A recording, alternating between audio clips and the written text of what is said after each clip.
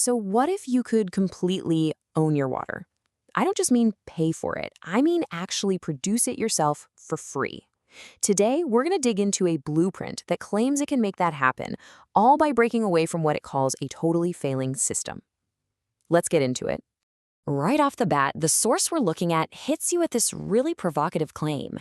It argues that you're not a customer of your water company, you're a tenant.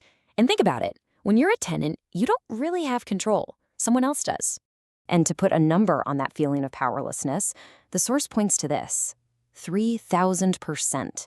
It claims that in some places, water bills have been hiked by that much. So the argument is, you're paying insanely more for a service that's actually getting worse and worse. So that leads to the big question here. What if you could just opt out, bypass the entire system? That is the promise we're going to unpack today, a supposed path to finally owning your water, not just renting it month after month. Okay, so before we can even get to the solution, we have to really understand the problem. And the source calls it a hidden crisis, something that's happening literally right under our feet, but most of us never see it.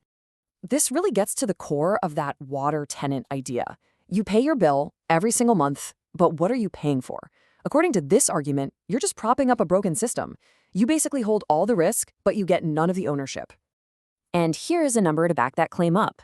The average municipal water pipe in the US is reportedly over 160 years old. Just let that sink in for a second.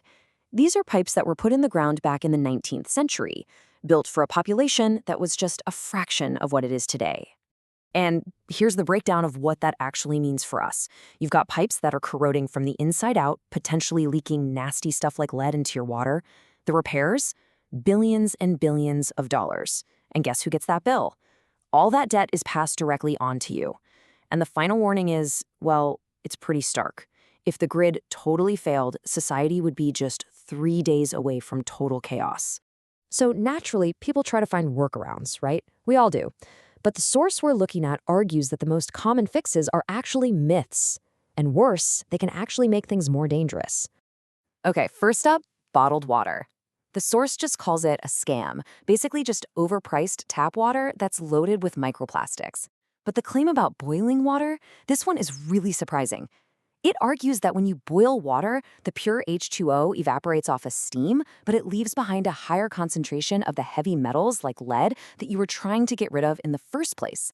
So if the system is broken and all the common fixes are just myths, then what's left? Well, this brings us to the core of the proposed solution, a blueprint for what's being called water freedom. The technology behind all this is called atmospheric water generation. Now, I know that sounds super complicated, but the idea itself is incredibly simple. It's basically a device that pulls moisture, humidity, directly from the air around you. Think of it kind of like a super efficient dehumidifier that turns that moisture into pure, drinkable water. And here's the real kicker. You don't need some huge, expensive industrial machine to do this. The blueprint is for a small DIY device called the Smart Water Box, and the source says you can build it yourself for about $50 with parts you can get from any old hardware store.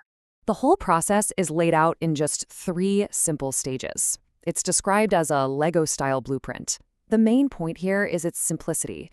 You don't need to be an engineer. You just gather the parts, you put the box together, and you start generating water. And the amount of water it can supposedly make? It's pretty stunning. The source says this little $50 box can generate up to 40 gallons of pure water every single day. Now, to put that into perspective, the average person only needs about 2 or 3 gallons a day for drinking and cooking. This is enough for a whole family and even enough left over for a garden. This next part is all about the transformation this kind of technology allows. It's about shifting your entire identity from someone who just consumes and pays to someone who actively produces their own most vital resource. So let's run through the claimed benefits. First, purity. Because this water is literally pulled from the air, it's naturally distilled. It never even touches those old lead pipes. The source even claims lab tests show it's cleaner than premium bottled water. And then there's the efficiency. It supposedly uses less power than a toaster and can run entirely off a single small solar panel. Now you're probably thinking, sure, this sounds great, but can I actually build this thing? Well, to answer that, the source highlights this story. A mother with 0 technical skills who apparently built her own device in a single afternoon just by using the video guide. It's really meant to show that this is designed for absolutely anyone. This chart just breaks down the financial choice perfectly. On one side, you've got your utility, an increasing monthly bill that you're just going to pay forever. On the other side, the DIY box, a one-time cost of about $50, and that's it. The argument here is you're not just saving money, you're literally trading dependency for independence. So the final pitch here isn't about some doomsday prepping scenario. It's actually framed as a straight-up financial move. It's a way to permanently get rid of one of your monthly bills and escape what the source calls the money drain of the utility system. And that brings us right back to the question from the very beginning. After seeing the case laid out against the current system and the blueprint for an alternative, the choice it presents is pretty simple. When it comes to water, the single most vital resource for your life, are you a tenant or are you an owner?